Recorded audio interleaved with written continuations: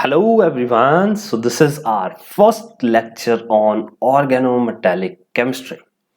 यहाँ पे आपको फर्स्ट लेक्चर से लास्ट लेक्चर तक मैं आपको पूरे का पूरा ऑर्गेनोमेटालिक केमिस्ट्री अराउंड 30 से 35 मार्क्स का आपको क्वेश्चन इस पर्टिकुलर टॉपिक्स में से आएंगे।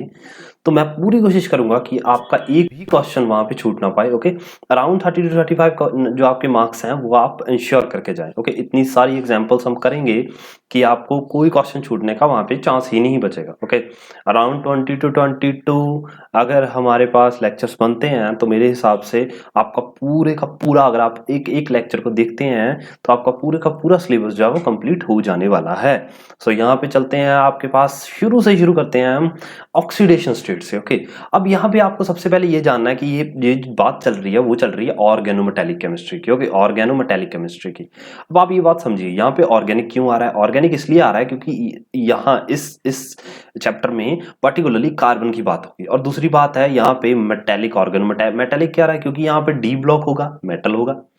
तो आपको ये सबसे पहली बात ये पता करनी है कि जो मेटल्स हैं उसकी ऑक्सीडेशन स्टेट जो होगी वो कैसे फाइंड होगी। ओके, मे बी आपको पता हो पर फिर भी हम कुछ एग्जांपल्स करेंगे अगर किसी बच्चों को नहीं पता है। तो यहाँ पे एफ की वैल्यू को पता करना है। अब आपको ये पता होना चाहिए कि जो कार्बोनिल होता है वो न्यूट्रल होता है। अब इसको पता कैसे करते हैं? फॉर एग्जांपल कार्बन है 1 2 3 4, आउटर मोस्ट शेल में 4 होते हैं, ऑक्सीजन में 1 2 3 4 5 एंड 6। अब इस कार्बन के दो बॉन्ड इस ऑक्सीजन के दो बॉन्ड से जुड़ जाते हैं और बाद में जो आउटर मोस्ट इलेक्ट्रॉन्स बचते हैं वो न्यूट्रल होने चाहिए। मैंने का मतलब ये है, ऐसे नहीं होना चाहिए कि यहाँ पे एक बचा हो, यहाँ पे 3 बचे हो, नहीं, वो हमेशा किसी पेयर्स में होने चाहिए। 2 4 6 8 10 12 14 15 16 ऐसे। तो यहाँ पे 2 है, ठीक है, यहाँ पे 4 है, ठीक है, तो इसका मतलब ये हुआ कि ये न्यूट्रल है। तो इसका मतलब इसको हम जीरो मानेंगे। पर अगर यहाँ पे अगर 1 होता तो यहाँ पे हम इसको माइनस मानते। ओके, तो इस बात को समझ गए? तो यहाँ पे हम एक बात समझ गया कि जो CO होगा वो 0 होगा। अब 0 इंटू 5, अब जितना मर्जी 5 करते जाइए 0 को, कोई फर्क थोड़ी पड़ने वाला है। सो Fe की वैल्यू यहाँ पे क्या हो जाएगी, मैं फिर भी कर देता हूँ, FeX है। So x plus 5 into 0 is equal to 0, क्योंकि ऊपर कोई चार्ज नहीं है। सो x की वैल्यू क्या आ जाएगी, x plus 0 is equal to 0। It means x is equal to क्या आ जाएगा, 0 आ जाएगा।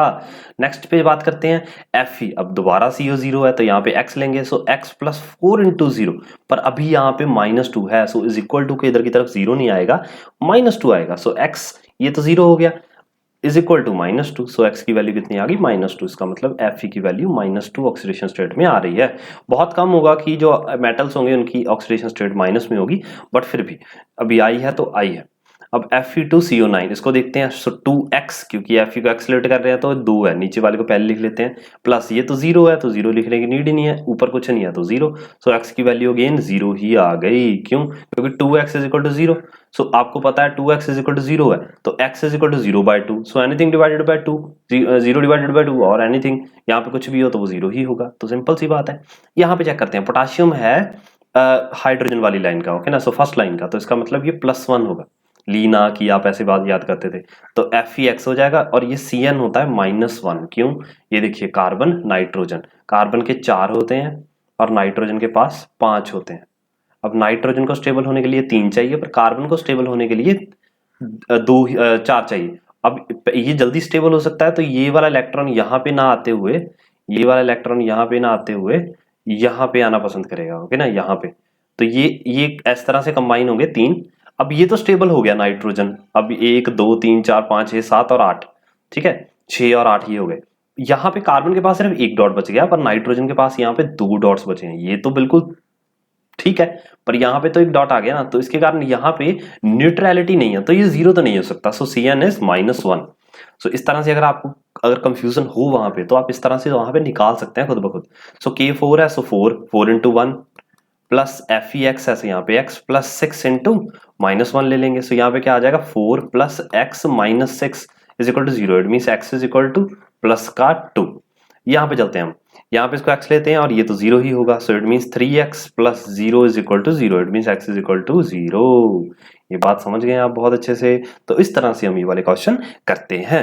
सो नेक्स्ट वाले हम थोड़े कॉम्प्लेक्स कंपाउंड्स देखते हैं, उनको करने की कोशिश करते हैं। आप देखिएगा उसको कैसे करेंगे आप। ओके, सो ये रहे आपके नेक्स्ट कंपाउंड।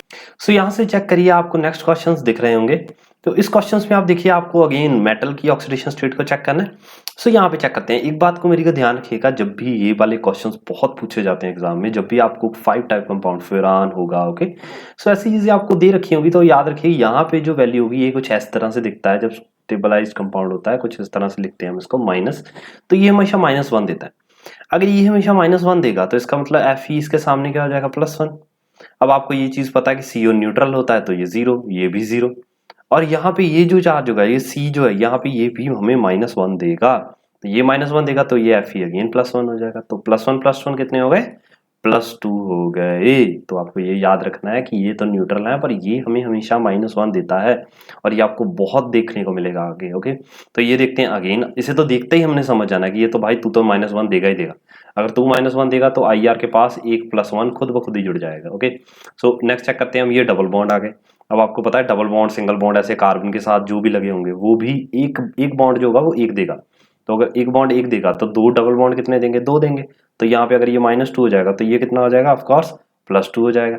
ये तो P है, ये तो न्यूट्रल है ना, तो ये तो देगा ही नहीं। अगेन P जो है फॉस्फोरस के बाद कितने होते हैं, 5 होते हैं, तो 3 के साथ तो मिथाइल लगे हुए हैं तो ये एक पेयर बचा गया। तो क्यों देगा ये, है ना, ये मतलब न्यूट्रल है, ये क्यों चार्ज देगा कोई, तो ये तो न्यूट्रल है, न्यूट्रल लाइगेंड बोल देते हैं इसे, तो ये कोई चार्ज नहीं देगा। तो +1 एक यहाँ से, ये तो -1, ये +1 बना गया एक, और ये डबल बॉन्ड कार्बन होने के कारण यहाँ 2, तो यहाँ पे IR के पास कितने हो गए, +3 हो जाएंगे। अब यहाँ पे चेक करते हैं क्या ये देगा। ये देखिए मैंने पहले से लिख दिया है, पर चलिए यहाँ -1 यहाँ -1, तो Fe के ऊपर +2 हो जाएगा। ये बहुत फेमस है सैंडविच, तो इसलिए मेरे को आदत पड़ी हुई है तो मैं पहले ही ऐसे लिख देता हूँ, तो ऐसे बोल सकते हैं।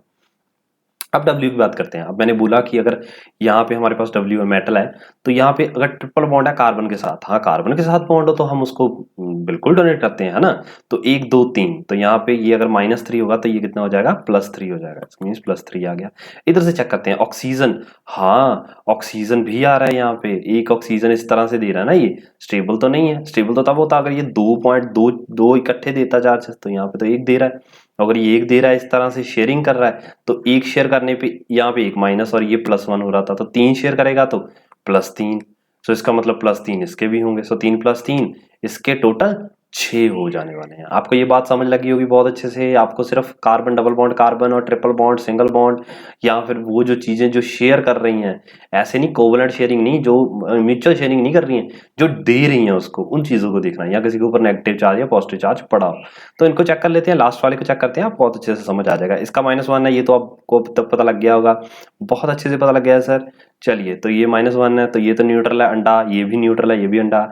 ये देखते हैं ये C है, तो यहाँ पे 2 लगे हुए हैं, तो अगर 2 लगे हुए हैं तो ये -2 तो ये +2। सो आप बताइए मेरे को यहाँ पे क्या आ जाएगा, इसका +1 तो ये +3 हो जाने वाला है। कितना इजी था, ओके। सो बस इस तरह से आपको इसकी ऑक्सीडेशन स्टेट फाइंड कर लेनी है। अब देखते हैं हम एक बहुत ही प्यारा सा सुंदर सा, आपको ये बहुत बहुत ज्यादा इंपॉर्टेंट है इस चैप्टर में और काफी बार पूछा गया है।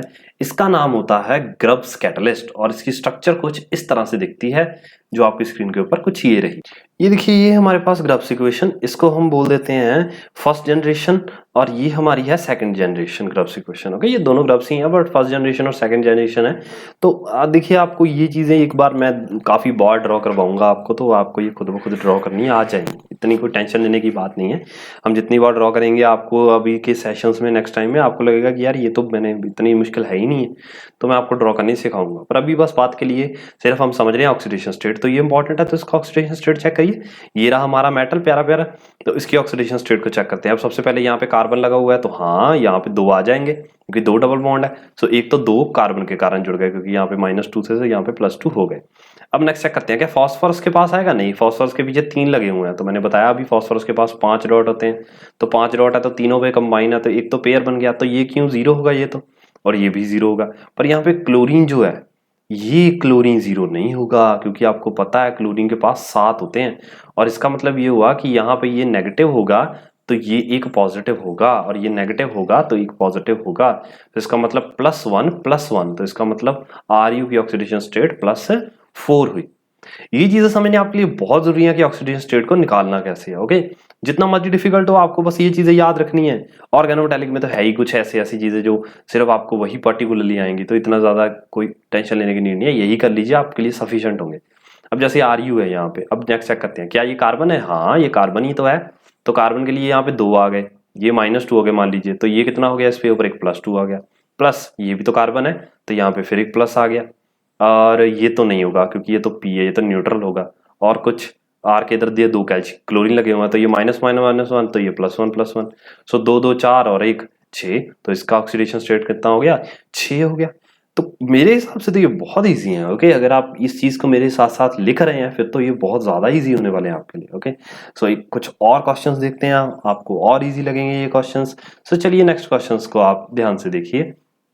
नेक्स्ट क्वेश्चन आपकी स्क्रीन के ऊपर ये रहे। सो चलिए ये रहे आपकी स्क्रीन के ऊपर कुछ क्वेश्चंस, तो इनको हम ध्यान से देखते हैं। सो ये रहा पीडी हमारे पास मेटल, तो पीडी के इर्द गिर्द क्या लगे हुए हैं, 4 पीपीएच3 लगे हुए हैं। इसका मतलब इसका जो स्ट्रक्चर होगी वो कैसी होगी, स्क्वायर प्लेनर होगी, ऐसे ऐसे इस तरह से।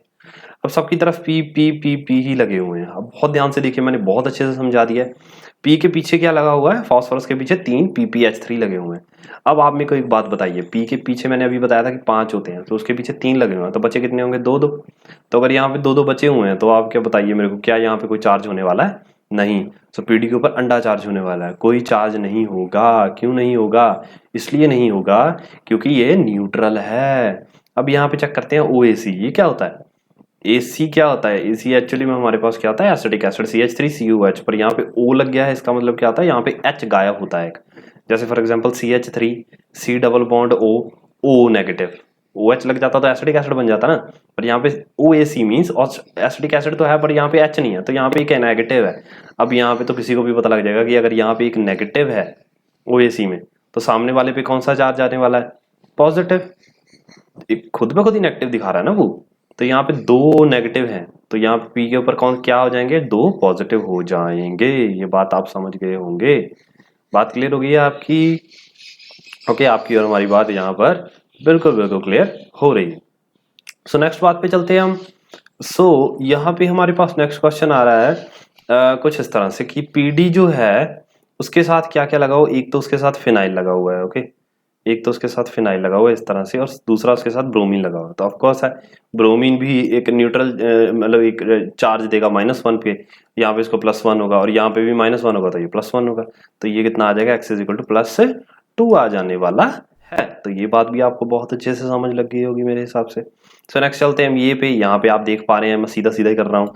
क्या यहाँ पे कोई चार्ज होगा, आप मेरे को बताइए, नहीं ये न्यूट्रल होगा। क्या यहाँ पे होगा, नहीं ये न्यूट्रल होगा, पर क्लोरीन पे होगा। अगर यहाँ पे क्लोरीन पे होगा तो पीडी पे क्या हो जाएगा, +1 हो जाएगा। कितना ज्यादा इजी है ये क्वेश्चन, है ना।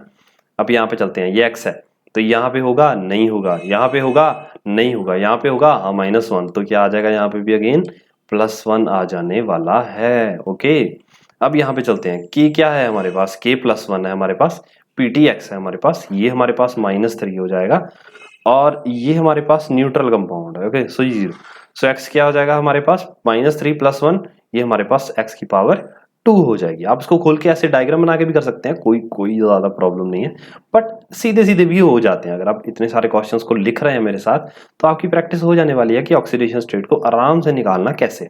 इसी टाइप के क्वेश्चंस आएंगे। ओके, यही ज्यादा कंपाउंड जो है वो यूज करे जाते हैं। ओके, सो नेक्स्ट चलते हैं हम। नेक्स्ट आपके लिए बहुत इंपॉर्टेंट चीज है जो आपको पता करनी है, that is the types of organometallic, type of organometallic compounds, organometallic compounds. अब इसके टाइप्स देख लेते हैं हम क्या क्या होते हैं। अब देखिए यहाँ पे टाइप्स क्या क्या होते हैं हमारे पास। अभी हम जो टाइप्स पढ़ेंगे उसमें हम ऑर्गेनोमेटालिक पढ़ेंगे ट्रांजिशन मेटल्स के लिए, ठीक है, ट्रांजिशन मेटल्स जो हमने अभी अभी देखे बहुत सारे ट्रांजिशन मेटल्स के लिए, और दूसरे होंगे जो दूसरे रिप्रेजेंटेटिव एलिमेंट्स हैं। मेरी बात को समझिएगा आप, मैं आपको समझाता हूँ। रिप्रेजेंटेटिव एलिमेंट्स, अब आप बात को समझिए। ट्रांजिशन एलिमेंट्स मींस यहाँ पे आयरन हो सकता है, कोबाल्ट हो सकता है, सेंटर में निकल हो सकता है, कॉपर हो सकता है, पर जब रिप्रेजेंटेटिव एलिमेंट आ जाएंगे उसमें सोडियम हो सकता है, कैल्शियम हो सकता है, वो है तो ये भी स्टार्टिंग वाले ना, not sodium but calcium, magnesium, तो ये चीजें हो सकती हैं इसमें, ठीक है ना। सो इस तरह से चीजें आ सकती हैं, तो 2 तरह से हम चीजों को पढ़ेंगे। कैको डाइऑक्साइड जो होता है वो भी इसमें। तो यहाँ पे आप इस चीज को देखिए। नेक्स्ट हमारे पास आया है जहाँ पे जर्केनियम हो गई, हम जेड आर की वैल्यू को यहाँ पे हम ऑक्सीडेशन स्टेट निकालेंगे। ये तो आपको पता है -1 है, और 2 लगे हुए हैं तो यहाँ पे +2 हो जाने वाला है। इतनी बात तो आप समझ गए होंगे ना बहुत अच्छे से। अब यहाँ पे क्लोरीन है, सो ये भी एक आयन देता है, एक ही आयन है इसके पास, H के भी पास एक ही होता है, तो अगर ये -1 है तो ये +1 हो जाएगा। So value is +4 here. So next बात करते हैं हम इसकी, जो आपको दिख रहा होगा आर एच, हमारे पास ये मेटल है तो आर एच के सामने सामने देखते हैं क्या लगा है, पी देखते हैं, यहाँ पे पी लगा हुआ है, ये पी के साथ एक और लगा होना चाहिए था। सो ये पी है तो पी के साथ, हाँ ये तो न्यूट्रल होता है तो यहाँ पे तो कोई वैल्यू नहीं आएगी, पी टेथ्राइस यहाँ से भी कोई वैल्यू नहीं आएगी, तो यहाँ पे क्लोरीन है तो क्लोरीन के साथ -1 आ जाएगा तो ये +1 हो जाएगा, और यहाँ पे आर एच है, सो आर एच के साथ हमारे पास पी लगा हुआ है, सो पी, अब यहाँ पे देखिए नहीं है, आई एम रियली सॉरी, यहाँ पे नहीं होगा, दोनों साइड है ना, तो अगर नहीं होगा तो यहाँ पे -1 आएगा, क्यों आएगा आप समझिए ना, यहाँ पे पी के साथ 3 होने चाहिए थे, अगर 3 है हमारे पास तो, पर अभी तो सिर्फ 2 ही है ना, तो आप ऐसे समझिए ना मेरी बात को, जैसे ये पी है, पी के पास 1 2 3 4 5 होने चाहिए थे, और आपको पता है कि आप ये 3 अगर कंबाइंड होंगे तो ये पेयर उसको डोनेट कर देगा, पर अगर ये पेयर इसको डोनेट करेगा तो यहाँ पे तो 1 बच जाएगा, और आपको पता है 1 बच गया तो वो चार्ज देता है, इसका मतलब ये होगा कि यहाँ पे ये चार्ज देगा, अगर ये -1 देगा तो ये +1 और हो जाएगा एक, ओके ना, और यहाँ पे भी ऐसे ही होगा, ये माइनस यहाँ पे नहीं है एक तो यहाँ पे भी एक +1 आएगा, ओके, सो ये न्यूट्रल हो जाएगा, सो इसका मतलब ये हो जाएगा कि ये +3 ऑक्सीडेशन स्टेट हमें शो करेगा। यहाँ पे देख लेते हैं, ये तो बहुत सिंपल है, -1 तो ये +2 हो जाएगा, बहुत ही ज्यादा सिंपल क्वेश्चन उन्होंने दे दिया है हमें, ओके। सो चलिए नेक्स्ट क्वेश्चन को हम देख लेते हैं, यहाँ पे ये क्वेश्चन को देखते हैं, ये क्वेश्चन देखना आपके लिए बहुत जरूरी है, अगर आपके पास कोई ऐसा कॉम्प्लेक्स आ जाए 8 कार्बन वाला, यहाँ पे अगर यहाँ पे 2 सोडियम लिखा हुआ है और यहाँ पे 2 सोडियम डालते हैं तो एक सोडियम एक आयन को ले जाएगा, ओके, तो यहाँ पे ये जो डॉट आपको दिख रहा है, आप देखिए ना एक लाइन किससे बनी होती है, ये 2 डॉट से बनी होती है, तो ये सोडियम को, तो ये सोडियम यहाँ पे इसके साथ कंबाइन करेगा और इसको कुछ इस तरह से दिखने के लिए मजबूर कर देगा, यहाँ पे एक नेगेटिव आ जाएगा, यहाँ पे एक नेगेटिव आ जाएगा, तो इसका मतलब ये हुआ कि ये जो चीज है, ये जो आपको दिख रहा है, अगर ये कुछ ऐसा लिखा हो तो ये -2 देता है, ओके, -2, तो इसका मतलब मेटल सामने वाला क्या आ जाएगा, +2, तो ये बात आपको ध्यान में रखनी है। अब यहाँ देखते हैं, ये -1 है, ये -1 है तो Fe कितना हो जाएगा, +2, यहाँ पे देखते हैं, अब आपको याद रखना है ये -2 है, ये -2 है, तो ये क्या हो जाएगा, +4 हो जाएगा, स्पेशली इसी के लिए मैंने आपको ये चीज बताई कि ये -2 है, ओके, तो ये बात आपको ध्यान में रखनी है, ओके। सो नेक्स्ट चलते हैं हम, next is most important topic, ये आपको भी याद रखना है, अब यही मेन टॉपिक है जिसके लिए हमने इतने सारे 10-15 मिनट खराब करे आपके ऑक्सीडेशन स्टेट्स के लिए, ओके, हैप्टिसिटी। अब यहाँ पे देखिए, यहाँ से इसको ईटा से डिनोट करते हैं, ओके, सो ये होता क्या है, हैप्टिसिटी होता क्या है, हैप्टिसिटी क्या होता है एक्चुअल में, आप अगर ऐसे समझे कि कितने सारे कंपाउंड जो हैं या कितने सारे जो आयंस हैं वो एक मेटल के साथ लग सकते हैं, ओके, मीन्स अगर आप जैसे आपका दोस्त है कोई, तो आप अगर उस दोस्त का एक हाथ पकड़ रहे हैं तो इस मीन्स कि उसका जो, अगर आपने एक हैंड शेक करी है अपने दोस्त के साथ एक हाथ के साथ, तो आप बोलेंगे कि हमने ईटा 1 उसको एक हाथ से पकड़ा है, ठीक है ना, तो हमने ईटा 1 सिर्फ एक हाथ से पकड़ा है, अगर आपने दोनों हाथों से उसको पकड़ा तो वो हो जाएगा ईटा 2, एक आप नहीं पकड़ा सिर्फ, और अगर आपने उसको, अगर आप होता तो नहीं है, पर मान लीजिए आप जैसे कोई भगवान है तो आपके पास तीसरा हाथ भी आ गया तो आपने ईटा 3 से पकड़ लिया, उसका भी तीसरा हाथ था तो उसने भी पकड़ लिया, अब ईटा 4, मान लीजिए ना डॉगी है तो डॉगी के तो 4 पैर होते हैं, तो ईटा 3 तो उसने अपने तीसरे पैर से हमने डॉगी के तीसरे पैर को बांध दिया दूसरे के, अब डॉगी के चारों पैरों से दूसरे डॉगी के चारों पैरों को बांध दिया तो वो ईटा 4 हो जाएगा। तो इस तरह से कुछ होता है, मैं आपको समझाने की कोशिश करता हूँ। लेट बी अज्यूम कि अगर हमारे पास यहाँ पे एक M है तो आपको पता है ये मेटल होता है, और ये होता है NH3, एक न्यूट्रल है, NH3 के पास 2 इलेक्ट्रॉन्स होते हैं आउटर मोस्ट शेल में, तो ये इसको डोनेट करेंगे, एक पेयर डोनेट करा है तो इसको हम बोल देंगे ईटा 1, पर अगर इसी मेटल को एक पेयर डोनेट करेगा, कौन सा, ये जिसको आप बोल देते हैं NH2 CH2 CH2 and NH2, अब यहाँ पे ये पेयर है, यहाँ पे एक पेयर है, तो ये भी डोनेट कर सकता है, ये भी पेयर डोनेट कर सकता है, दोनों हाथों से इसने पेयर डोनेट की। एक बात मेरी को याद रखिएगा, बहुत ध्यान से याद रखिएगा, मान लेते हैं यहाँ पे कुछ ऐसा है, ऑक्सीजन है और यहाँ पे हाइड्रोजन है, अब आप मेरे को ये बताइए कि क्या ये ईटा 1 है या ईटा 2 है। अब कई बच्चे कहेंगे कि सर ये ईटा 2 है, क्यों, क्योंकि यहाँ पे 2 पेयर्स ऑफ इलेक्ट्रॉन्स हैं, ये भी यहाँ से डोनेट कर देगा, ये भी यहाँ से डोनेट कर देगा, ये बिल्कुल ही सरासर गलत हो जाएगा। एक इलेक्ट्रॉन, याद रखिएगा, कोई भी एक एटम जो होगा वो एक पेयर से ज्यादा डोनेट नहीं कर सकता, इस बात को दिमाग में बैठा लीजिए, ओके, तो इस बात को आपको समझना है, ये अगर ये 4 पेयर करना चाहेगा तो ये नहीं करेगा, यहाँ पे हमने अलग अलग से करवाई है, देखिए ये है एक ही, पर दोनों अलग अलग है। देखिए यहाँ पे ये नाइट्रोजन अलग है, ये नाइट्रोजन अलग है, तो ये अलग अलग से शेयर कर रहे हैं। ऐसे नहीं कि इसने ही अपने 4 शेयर कर दिए ना, ना ना ना ना ना, ऐसे नहीं होता है। ये बात आपको समझ के रखनी है। ओके, सो नेक्स्ट चलते हैं हम अपने पास। So the next one is, let be assume ये CH2 double bond CH2। Okay, सो यहाँ पे हमारे पास है ईटा, अब हमारे पास मेटल को डोनेट करना है तो ईटा 2 से डोनेट करेंगे। कैसे? तो यहाँ पे देखिए ये CH2 है और ये CH2 है, तो यहाँ पे ये भी डोनेट कर सकता है, ये भी डोनेट कर सकता है, तो ये क्या हो जाएगा, ईटा 2 हो जाएगा। पर अगर हम बात करें कुछ ऐसे CH2 और यहाँ पे, या फिर आप ऐसे समझिए यहाँ CH2 CH double bond CH2, और यहाँ पे हमारे पास हो जाएगा, अगर हमने मेटल को डोनेट करना है तो यहाँ पे डोनेट हो सकता है, ये पूरा नहीं है, एक डॉट बचा है, तो ये ईटा 1 ही होगा, CH2, और ये हमारे पास CH डबल बॉन्ड CH2, और मेटल को यहाँ से डोनेशन हो जाएगी। बट अगर मेटल को डोनेशन यहाँ से भी हो रही है, मेटल को डोनेशन यहाँ से भी हो रही है, तो ये ईटा 3 हो जाएगा। अगर बुक में लिखा हुआ है ऐसे, मान लीजिए CH2 CH double bond CH2 metal के साथ रिएक्ट करने पे इसकी ईटा 3 रिएक्शन हुई है, तो इसका मतलब ये है कि ये मेटल इसके साथ और इसके साथ, तीनों के साथ रिएक्ट कर रहा है, इसे एक के साथ रिएक्ट नहीं कर रहा है, क्योंकि यहाँ पे ईटा 3 है। ईटा 1 होता तो ये शायद सिर्फ CH, नॉट शायद, इट्स कंपल्सरी, इसको इसके साथ ही टैग करना पड़ेगा। तो ये बात आपको समझ लग गई है, बहुत ही अच्छे से पता लग गई होगी। एक और चीज देख लेते हैं बहुत अच्छे से, सुंदर सुंदर प्यारी प्यारी, तेज तेज, तेज तेज मीन्स तेज तेज करेंगे। तो यहाँ पे ये देखिए, ये हमारे पास बेंजीन है। अब जरूरी नहीं है कि ये बेंजीन के सारे या फिर सिर्फ एक ही या सिर्फ 2 ही शेयर करेंगे। मान लेते हैं अगर सिर्फ एक ही शेयर करता है, अगर ऐसे बना रखा है उन्होंने, तो इसका मतलब क्या होगा, इसका मतलब ये होगा कि यहाँ पे ईटा 2 है, 2 है ना, 2 से शेयर कर रहा है ना।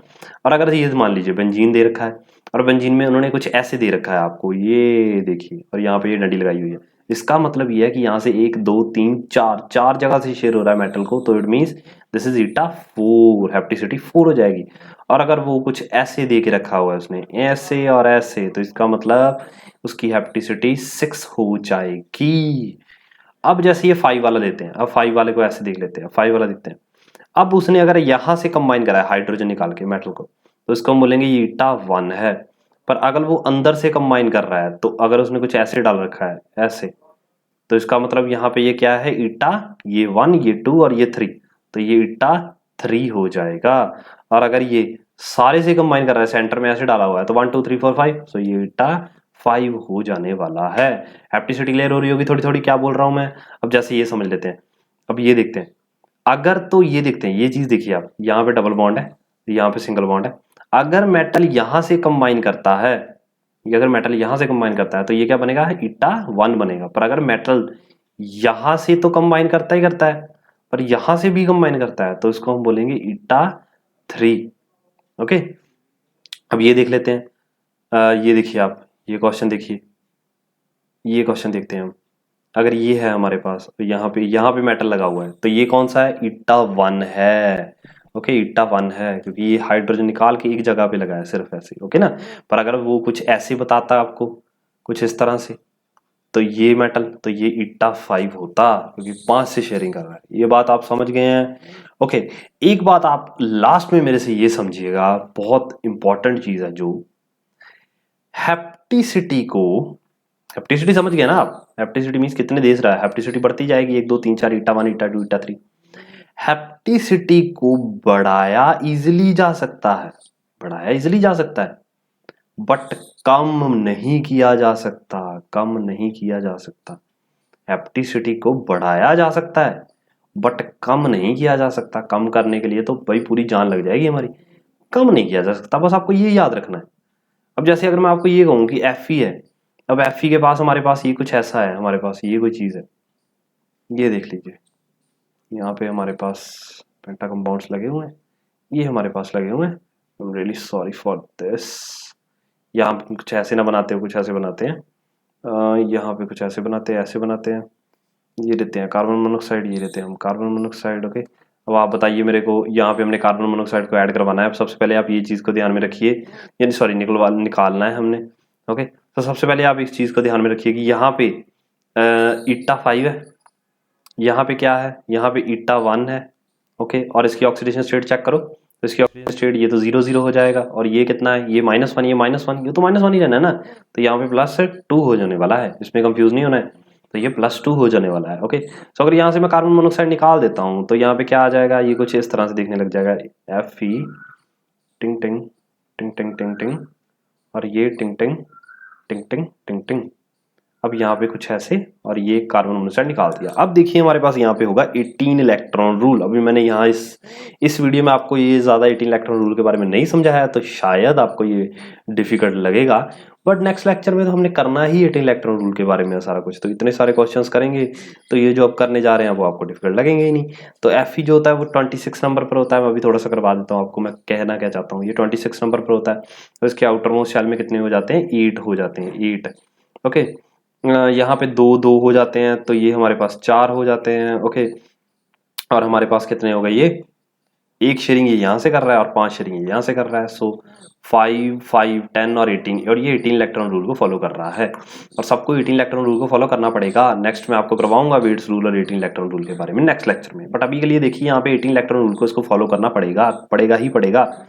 अब यहाँ पे मैंने कार्बन मोनोऑक्साइड को रिमूव कर दिया है, तो आप ये चीज को ध्यान में रखिए कि अगर मैं ये बोलूँ कि यहाँ पे, अब यहाँ पे क्या 18 इलेक्ट्रॉन रूल फॉलो कर रहा है, ऑफ कोर्स नॉट। कैसे, Fe कितना होगा, 8 होगा, क्यों आया नेक्स्ट लेक्चर में, CO2 होगा, प्लस यहाँ पे तो ये 5, और यहाँ पे सिर्फ और सिर्फ 1, सो 8 + 2 10, और ये 16 इलेक्ट्रॉन, तो यहाँ पे 2 इलेक्ट्रॉन कौन देगा, तो 2 इलेक्ट्रॉन देने के लिए हम क्या करेंगे, यहाँ से इसकी शेयरिंग को कुछ इस तरह से डिस्क्राइब करेंगे।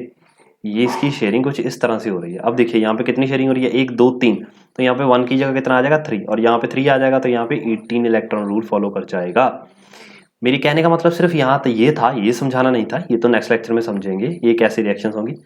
बट यहाँ से यहाँ जाना इजी है, यहाँ से यहाँ जाना इजी है, राइट हैंड साइड पे जाना इजी है, इसको बढ़ाना इजी है। एप्टिसिटी बढ़ गई ना, ईटा 3 हो गया, ये देखिए, मतलब टोटल देखा जाए तो ईटा 5 + ईटा 3 ईटा 8 हो गया, और यहाँ पे ईटा 5 + ईटा 6 हो गया। तो यहाँ पे हमने एप्टिसिटी को बढ़ा जरूर दिया, पर अगर आप कल कोशिश करेंगे कि भाई साहब अब हमारा काम हो गया, अब दोबारा CO लगा देते हैं, और यहाँ से CO लगाने को लगे आप शुरू हो गए, तो ये बहुत ही गलत काम हो जाएगा, बहुत डिफिकल्ट काम हो जाएगा। तो इस बात को आपको बस ध्यान में रखना है कि हेप्टिसिटी को बढ़ाया जा सकता है, बट हेप्टिसिटी को कम नहीं किया जा सकता। कम करना बहुत डिफिकल्ट है। ओके, तो ये बात आपको ध्यान में रखनी है। अगर आपने ये बात ध्यान में रख ली तो फिर लेक्चर इजी हो जाएगा। अब हम देखेंगे नेक्स्ट लेक्चर में आपके लिए ब्रिजिंग लिगेंड्स आ जाएंगे हमारे पास, और इसकी भी कुछ बहुत सारी एग्जांपल्स हम लेके आएंगे। पर तब तक के लिए आप इसे लिखिए, सारे के सारे जो आपकी एग्जांपल्स हैं आप साथ साथ में अगर आप लिखेंगे तो आपके लिए बहुत ज्यादा हेल्पफुल होगा। ओके, ऐसे ही देखेंगे और स्क्रीनशॉट लेंगे या फिर ऐसे ही देख के छोड़ देंगे तो मेरे हिसाब से आपसे ऑर्गेनोमेटालिक केमिस्ट्री आपको बहुत डिफिकल्ट लगने वाली है। पर अगर आप ये साथ साथ में इतनी सारी एग्जांपल्स मैं आपको करवा रहा हूँ, अगर आप साथ साथ में एक एक एग्जांपल्स को अपने हाथ से करते रहेंगे तो फिर organometallic chemistry is the most easiest one whole entire. जितना आप नेट और गेट के या कोई भी एग्जाम दे रहे हैं जिसमें आपके ऑर्गेनोमेटालिक केमिस्ट्री आपके यहाँ सिलेबस आ रहा है, तो ये सबसे ज्यादा ईजी होने वाला है अगर आप साथ साथ में मेरे एक एक क्वेश्चन को करते जाएंगे। ओके, सो नेक्स्ट आपको मिलते हैं नेक्स्ट लेक्चर में। सो नेक्स्ट लेक्चर में आपको और बहुत सारे क्वेश्चंस के साथ मिलेंगे, बहुत बहुत ज्यादा क्वेश्चन हम करें, ये मेरा टारगेट रहेगा। सो चलिए मिलते हैं आपको नेक्स्ट लेक्चर में। Over and out.